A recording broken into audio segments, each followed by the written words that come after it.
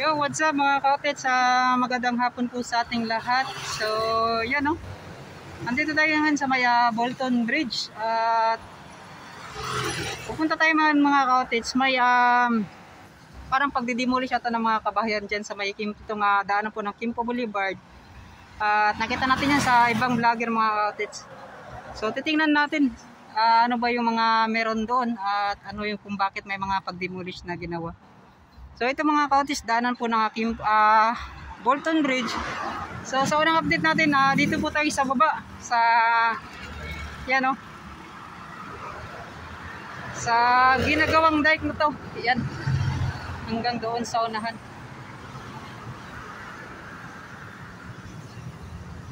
Yan. So mega shoutout pala sa nagbantay, yung auxiliary dyan mga kautis. So yan, so yung mga nakita din natin mga kaotets, yung Pelfres Centrale na malapit na pong matapos. So kanila talagang pinaganda,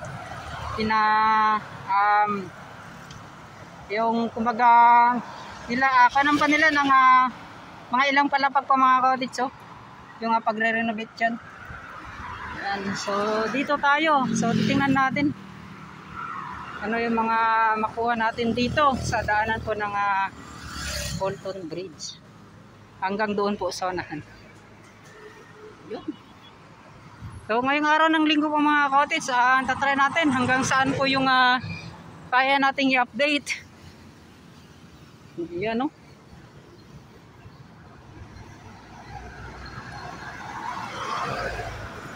So ito yung sinabi ko kanina mga kaotets, na yung daloy po or itong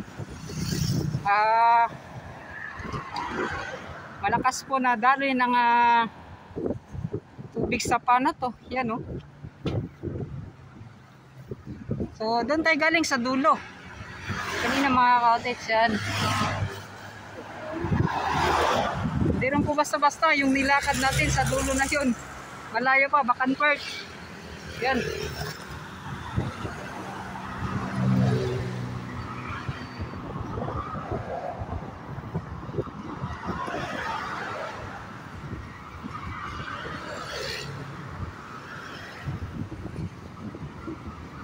So ganyan mga kaotets, so tulad dito mga kaotets, so kapag bike lane lang talaga, walang masyadong yan, shoutout sa mga bikers.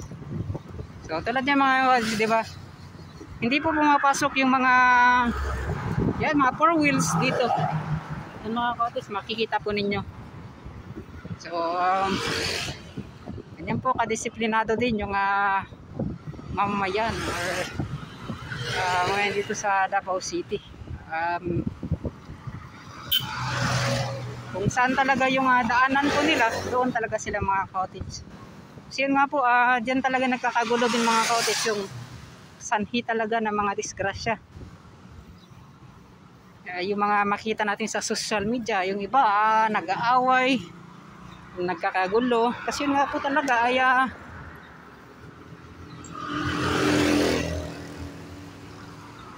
may mga kuwan talaga naman. Yung iba, yung bilang pumasok sa hindi niya dapat pasukan. Yan. So ito na po. At ganan po ng Kimpo Boulevard. Hoy, shoutout boss.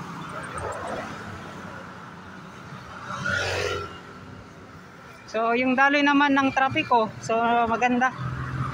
Tuloy-tuloy po yung mga sasakyan na dumadaloy dito sa daanan po ng Kimpo Boulevard.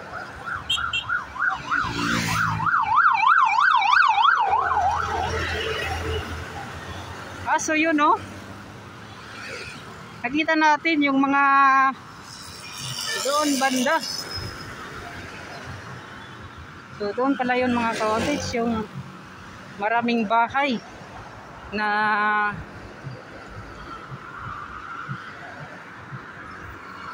demolish po.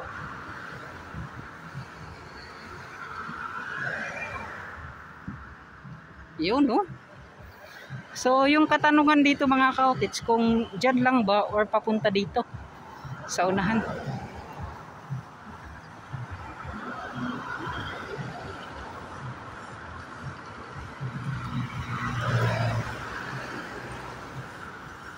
Kasi yun nga po sa aking mga nakita na mga cottage, kaya kumbaga pinapaluwagan talaga nila yung daanan dito kasi yun nga po ay kapag dito tuwing umaga at hapon itong daan na to kasi napaka-busy talaga, napaka-traffic. Kasi siguro yung isa sa mga dahilan kung bakit gusto nilang ipa-road widening itong isang daanan na to. Kumbaga yung malapit sa itong crossing ng Sandawa at Quimpo Boulevard mga cottage Yan. So ito lang din yung mga nakita nating dahilan kaya siguro road widening ito. So titingnan natin at lalapitan niya, no. So ano yung mga makuha nating update.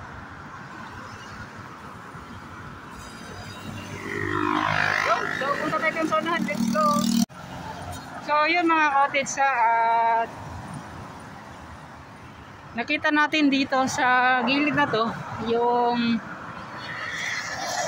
pagkuha po ng mga kabahayan. So ito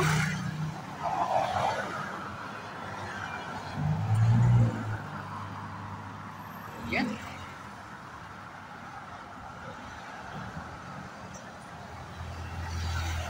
So marami talagang mga kabahayan pa na nakuha dito mga cottage. So ito siguro mga malaking mga bahay din dito mga cottage.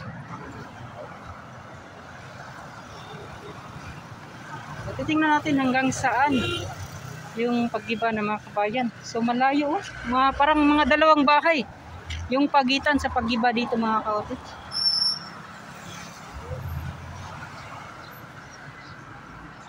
Isang bahay lang pala mga cottage. So nasa mga taas na mga 5 metro kung dito ka po magsisimula.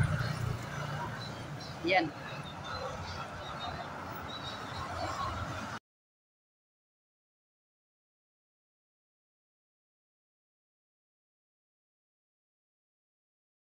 Yan, so dito po ko sa kinatatayuan ko at itong area na to, dito talaga madalas yung trapiko.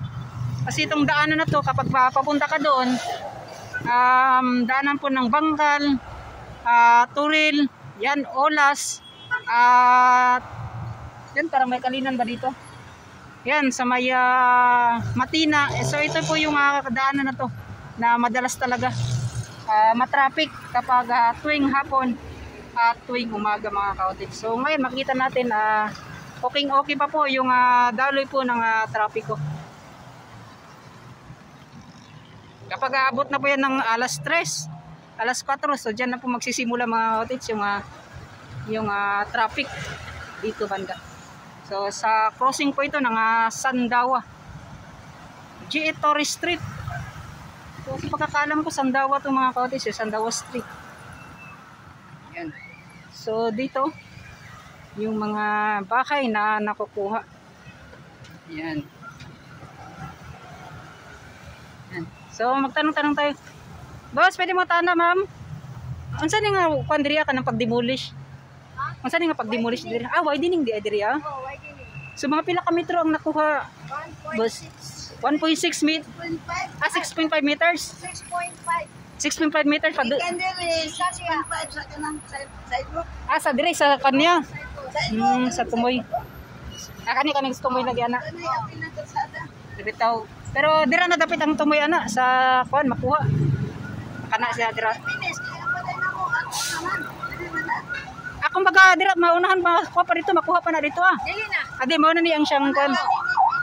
Mo nang finish na ko sa kuan. So kana siya. So dagan-dagan hantod na ni padulong dito ma'am or diri lang taman. Kanang kutob na ay mga guba diya. Kanang ni ana rang siya. Kanang mga guba na mga balay diya. So dili lang gid siya padulong dito ang pagkuha no. Dili pa kay kanang kuan pa man. Wala pa may budget. So nay posibilidad nga padulong dito ang pagkuha ani. Tulong na dito sa tulay. Dugay pa no. So kanilang sa siguro ilang gikuan diri ah. Para sa Vlog ko, naga-vlog ko sa mga infrastructure project diri sa Davao City. Naga-vlog ba? Kanino? So kanina bayaran na gid siya no na padulong dito ah. Bayaran na. So kasi siya titulado ba ni siya diri boss? Ay, kumbaga, government di siya. Mo dali ra kay gid siya makuan no na buha nila. Piling sila, wala tayo mahimo. Wao na sa gobyerno. Kay tao po. Kung sila mabilin sa imo ha, At least na pa nabilin, gitagaan pa. So, pero nabayaran man kayo og sakto tarong kun nga pagkakuan. Bayaran na. Ang wala mabayaran, kanang sani. Wala man ni na Nasiradan. dili, wala ni siya na Aray ko ano. Ay, wala siya na kuan gyud na sumpay gyud or namong balay gyud siya nga kuan. Oo, na sumpay ko man. Kailangan bakbakon na siya. Ah, Napay remaining balance sila. aka na remaining. So, padto no. Oro man ni. So, at least na ay mga nabayad po sila sa. Unsa ni siya paliko siya padulong diri or street lang? Liko na siya. Muli ko pag iday no. Kumbaga padulong pag iday dito sa katong sa crossing. Sumpay ana diya. 6.5 meters gyapon na makuha dira. Dili na. Gamay na lang dili na kay tara diri ah. Diri mag-traffic man gud diri ano paghapon o buntag no. Diri mo siguro ang post pod nagkuan sila. School days. Bitaw no. Traffic naman diya. So, salamat kay sa info ah. Boss, kuan, ma'am, salamat kay sa info ah. Iyan. So, yan mga kaotisa, naghingi po tayo ng kuan, ng info or update dito sa ginagawang pag-demolish or pag-iba ng mga kabahayan dito. Yan, so, dito banda ay kinuha po yung 6.5 meters. So, yun mga kaotit. So, dito naman sa itong paliko na to, kaya parang kunti lang daw na ilang metro lang po daw yung mga nakuha. Yan, no? So, ito talaga ay parang pinapalakihan talaga nila yung daanan. Yan. So, ito na siguro yung mga kaotit sa itong panghuli. Kasi dito banda ay may daanan na ginawa. Parang pinalaki talaga din dito, pinaluwag. Yan, no? So, para ito na siguro yung dulo or ito na talaga yung kanilang gagawing daanan dito. Ito sa may Sandawa Street. Yan mga kaotits. Pero nakalagay dyan is GA Torres Street. Yan. Ito na. Yung paliko niyan mga kaotits hanggang doon. So dito naman sa itong ito banda, kung hindi natin alam kung may makakuha pa dito. Yan. So ito yung update natin sa itong daanan po ng Kimpo Boulevard, itong Sandawa Street. Papunta ka pa dyan sa daanan na yan, isa from Ikulan na yan to Ikulan yan mga kaotits. Yan. So dito banda, ito yung daanan ng sa may SM Ikulan, sa may Matina, so Bangkal, Olas, yan Matina Crossing. Yan, pwede yan dito dadaan mga kaotits. Matina Crossing, parang hindi ata. Yan, hindi yata dadaan dito yung Matina Crossing. Yan, dadaan po dito. Ulas, Bangkal, Turil. Yan mga kaotits. So ito po mga kaotits, inuulit ko, ito yung update natin. Babalik po tayo doon.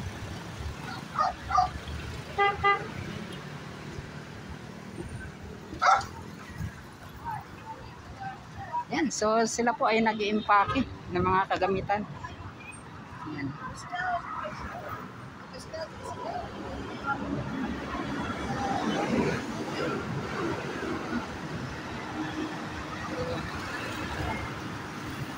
Sana ng mga road widening na nakikita natin dito sa Davao City. So napakalaking tulong ng road widening na ito mga kaotits. So yun, hanggang dito lang siguro yung update natin sa ginagawang ginagawang road widening dito sa Davao City at yung update natin. So maghanap na naman po tayo ng mga iba pang update mga kaotits. Siguro sa Olas, sa flyover na ako mga kaotits. So doon na po tayo. So titingnan natin ano po yung mga nagbago doon. So maraming salamat po sa lahat ng mga solid supporters natin, solid viewers, solid subscribers sa walang sawang suporta. At hanggang dito na lang. Yung sa FWs natin dyan, may gamit ka shoutout. So yun mga kaotits, huwag niyo pong kalimutan na paki-follow and share na rin ng aking Facebook account, Facebook page mga kaotits, Tito Tans TV. Maraming salamat.